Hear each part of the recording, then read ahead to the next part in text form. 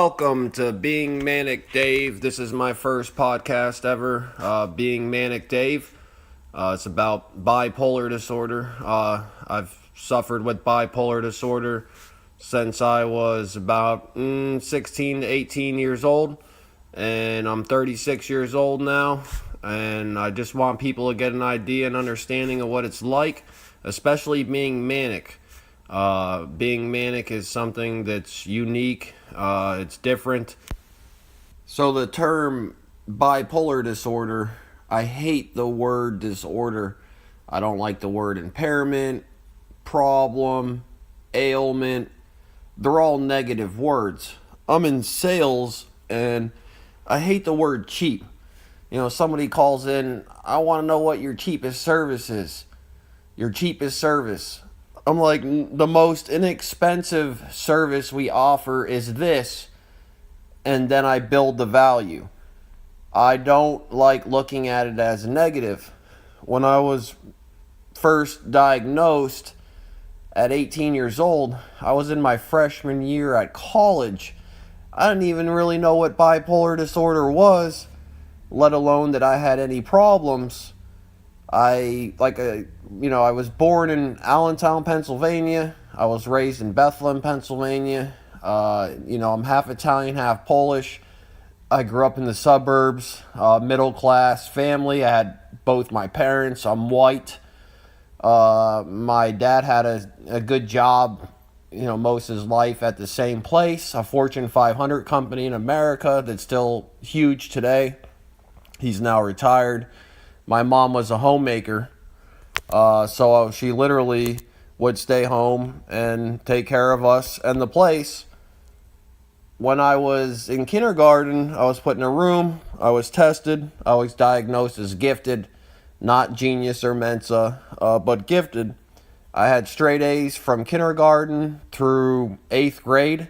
When I was in 5th grade, I was president of my elementary school. I was in the A track is what they call it. It's the advanced track.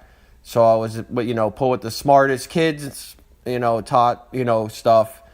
Until 8th grade, I had straight A's. When I got into high school, I was in the honors program.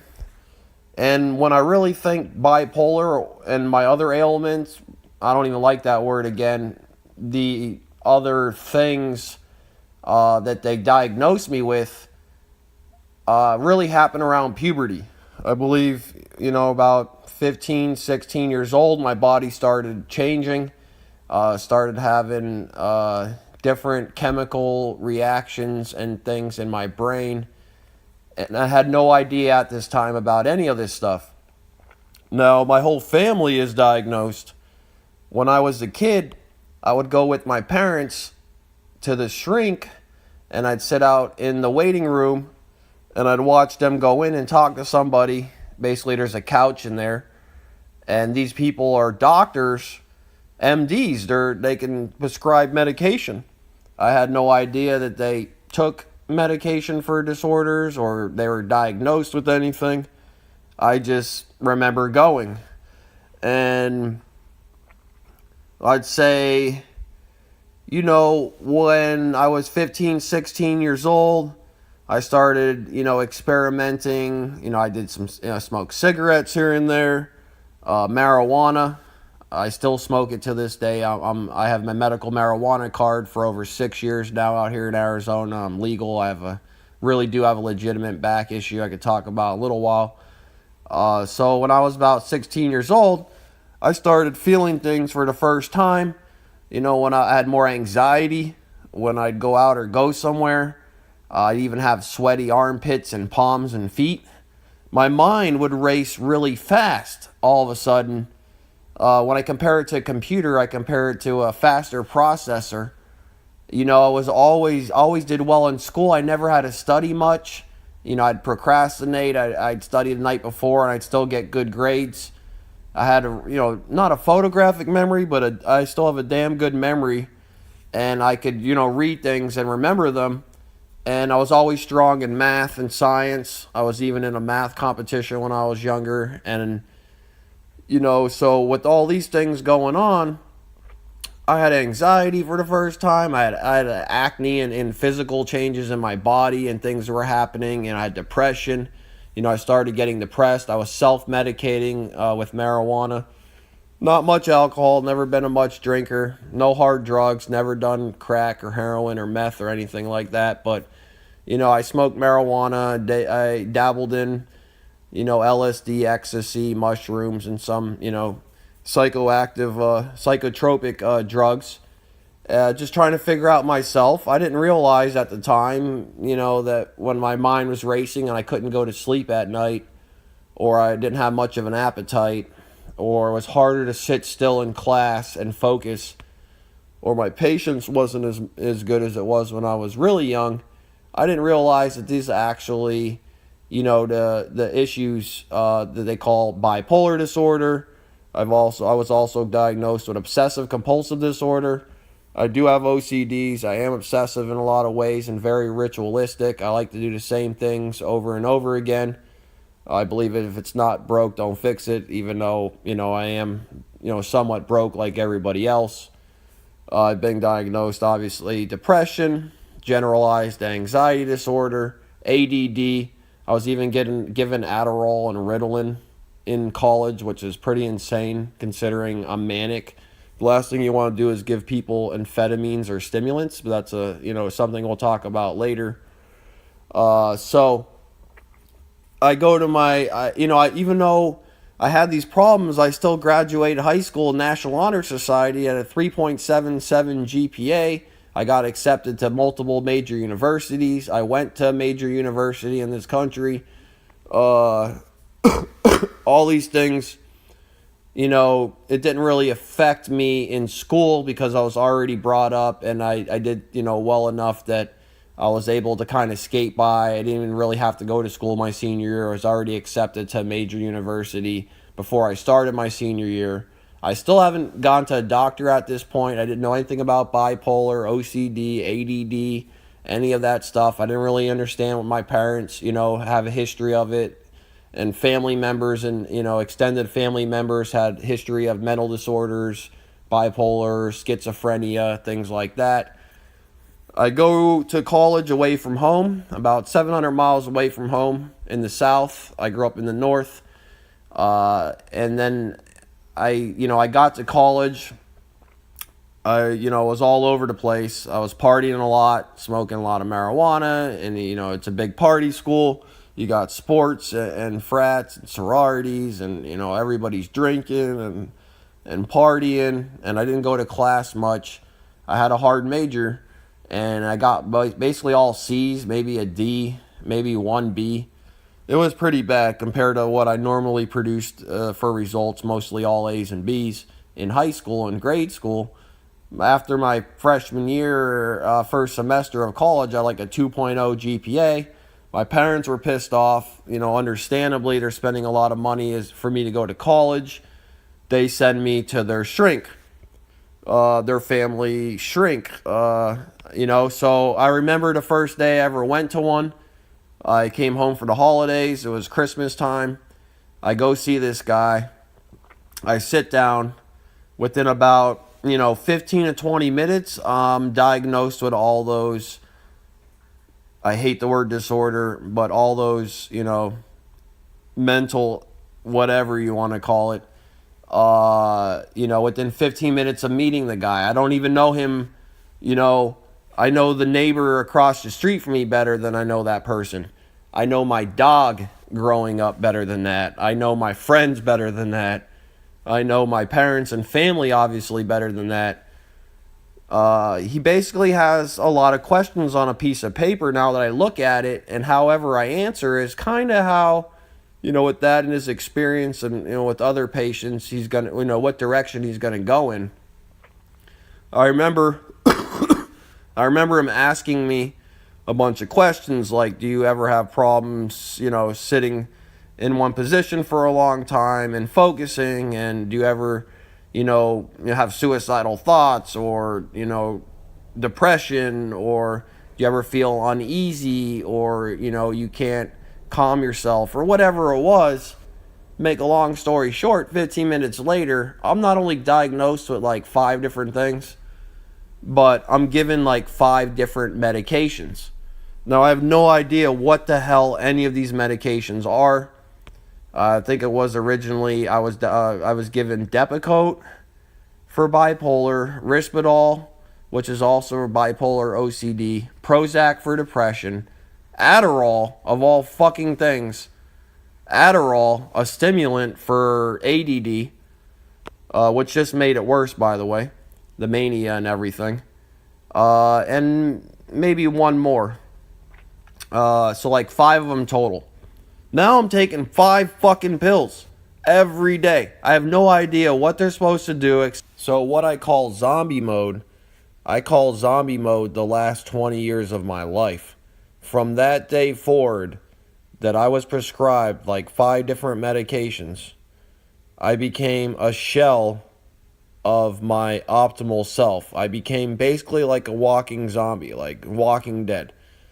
And that was from 18 years old to about only a couple months ago in my life did I wake up and finally get off pharmaceutical medications. I'll talk about that as well. But the reality is from 18 to like about 35 or 17 years, I was what I call zombie mode. And zombie mode, in a good analogy, is computers and processing speed.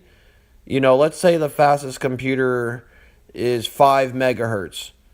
You know, that's a really fast computer. It can process a lot of information quickly. It can process a lot of different programs at the same time. It has a great memory. Then you have a slower computer, like say, 3.5 megahertz. We'll call that the average brain speed, the average person.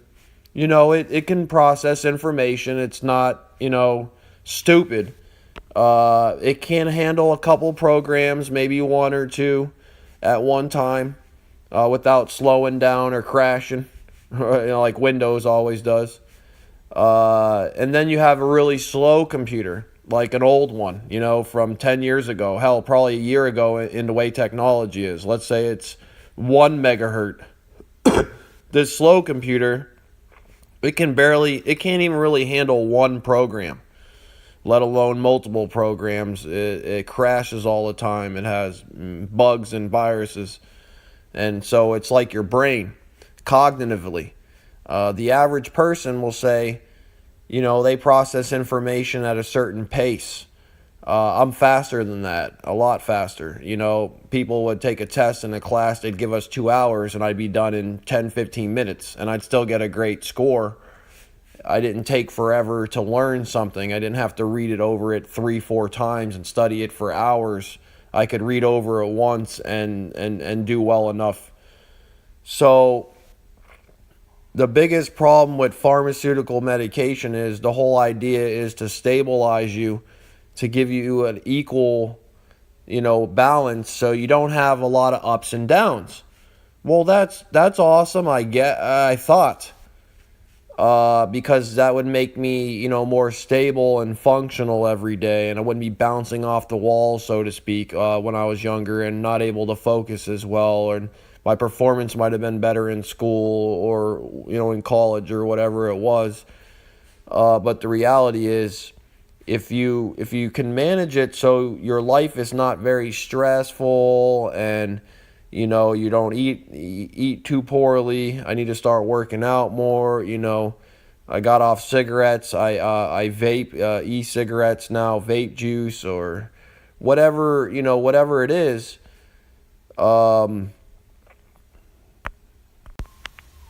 You don't actually need pharmaceutical medication to function. And in fact, by taking all that medication, it limited, now that I look back on it, my energy levels, my creativity. I mean, I'm not comparing myself to these people, but imagine where would have Jimi Hendrix or Jim Morrison or a lot of the great thinkers, artists, musicians, where would they have been if they didn't have that creativity? If they didn't have that, if they gave them these drugs back then, Where would they have been if they were walking around and they were only a shell of themselves, of their full potential? So I think in a lot of ways, the pharmaceutical industry is dumbing down people. It's limiting them in hopes that they can just be functional enough or productive enough to get by every day, and that's it. That's great. You're not too crazy. You're not bouncing off the walls too bad. You don't want to kill yourself. You're not so down and depressed every day. So that's awesome. That's supposed to be the expected result. Forget about the fact that they're legal drug dealers. The pharmaceutical industry, these pills, they're made chemically in laboratories. Some of them we have results, and a lot of statistics on, like maybe Prozac or Valium, something that's been around, Trazodone, something that's been around for many, many years, where they actually have studies how these people are affected 10, 20, 30 years down the road. The majority of these medications, like Seroquel and Wellbutrin or whatever it is, the newer medications have been around the last 10 years or less. We have no idea what the long-term effects of them are, what they are doing to us chemically. And now that I look at it, there's a lot of homeopathic, natural, organic ways, plants, herbs, things that are grown of this earth that can also alter you in a way chemically, that you can survive and be manic like I am right now, but not to the point where I'm not going to be able to sleep tonight, or I can't eat, or I won't be able to go to work on Monday or function I'm not perfect. I'm not functioning at the best level. I'm not great with people still, as far as, living with me or being around them. I've hurt people in the past. The reality is, it's a trade-off. You could either, be a zombie and walk around every day and just do the minimum to get by, or you can have that energy, that creativity. What helps me to do well in sales, people listen to me on the phone or they talk to me and they feel the energy, they feel the excitement. They don't know that I'm manic. Maybe somebody else in sales is on drugs, on cocaine, stimulants, Red Bulls, Monsters, other, cigarettes, nicotine, whatever it is, whatever their poison is. Mine's natural, and I found through a combination of cannabis usage, which is an absolute game changer, my legal medical marijuana, my supplements like St. John's wort, melatonin, lithium. Lithium is a mineral. It's on the periodic table of elements. It's available over the counter. You don't need a prescription. It's a different form of lithium. It's a smaller dosage of elemental lithium, but it's also available online over the counter. You don't need to go to a doctor necessarily, somebody you don't know, and just trust what they give you, and hope that that's going to be great. And it really is a weak science. Psychology is a weak science. It really is trial and error. You are the guinea pig. They're trying that medication on you that just came out last year. They have no studies on it. They have no statistics. They don't know what it's going to do to you long term. They don't even barely know what it's going to do to you short term. You are the guinea pig. Do you want to be the guinea pig where you're not in control, where you're a slave to the drug, where that drug, that insurance, that price it costs you every month? Seroquel, I was on Seroquel for like 10 years. It's an amazing drug. It knocks you out, man. I mean, it really does limit your mania. You feel it every time you take it, like a Xanax or a Valium, and it has amazing properties in that regard. But now that I look at it, drugs like that, they're limiting your cognitive abilities, your functioning, your energy. It really is. And you can do things naturally, and you can eat better. I've been eating more fish lately. Omega-3 fatty acids, not only is it great for your heart and your skin, but also for mania and depression. You can exercise. You can limit your stress. Family, boyfriends, girlfriends, husbands, wives, whatever it is, finances. There's things that you can do, and as I get older, it is easier to deal with it because, I feel like I'm a little stronger mentally. I've been through more things, more experiences, things like that in life, ups and downs, the good, the bad, and the ugly. And I feel like, you should not, if you are bipolar right now, if you are manic, even if you're depressed, if you have a lot of anxiety, if you're obsessive compulsive, whatever it is, you should embrace it instead of looking at it as a negative. And that's the one thing I want to get through on this episode. And in future episodes, I'll talk about other topics and other things on my mind, stream of conscience style. But today I really want to get the point across that you don't have to look at it like a disability or disorder or let, people bring you down, because you're different or you have these problems or you think you're never going to amount to anything in life because of it. Insurance companies don't like you. You have a pre-existing condition. Disability didn't like you. You're not in a wheelchair, missing an arm and a leg.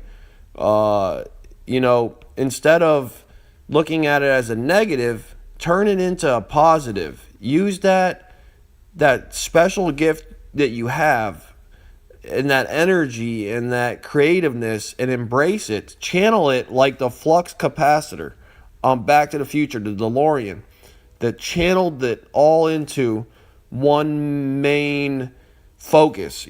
Figure something out and try to do it well. Whether it's sales and it's a job or it's school or whatever it is, turn it around and look at it as a positive. And that's what I want to get across to people, especially on this first episode, is that you can make anything a positive. And some days it's hard. Some days it is hard. It is hard. Not every day is going to be perfect. And sometimes you're going to be negative. You're going to feel like somebody pissed in your Cheerios. And you're not going to be happy, no matter who you are or what your ailment is. But in the end, the key is trying to have a healthy life, to try to limit depression, anxiety, and stress, and to, have enough mania that where you can be creative and active and you want to, do things and change the world, but not enough where you can't focus every day, you're not functional. So it's a fine balance. And, I just want to tell people about it, and I want people to understand what it's like thinking manically, your mind's racing really fast, so you can get a good understanding of what it's like to be me, being Manic Dave, bipolar. So anyways, this is my first episode just talking about bipolar. I'm Manic Dave. I prefer to be manic. I look at it like, a good thing. It feels like a freaking drug, man. It really does. It feels like I'm on cocaine right now. I'm not. I promise you, I didn't just drink 5 Red Bulls. This is me normally, and I really do embrace it. I think it's a good thing. I think I'm making sense when I talk. I don't think I'm crazy or all over the place.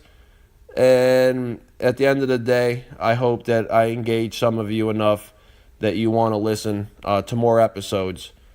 So this is Being Manic Dave, and I hope you all have a wonderful evening, and I'll see you next episode. Thank you.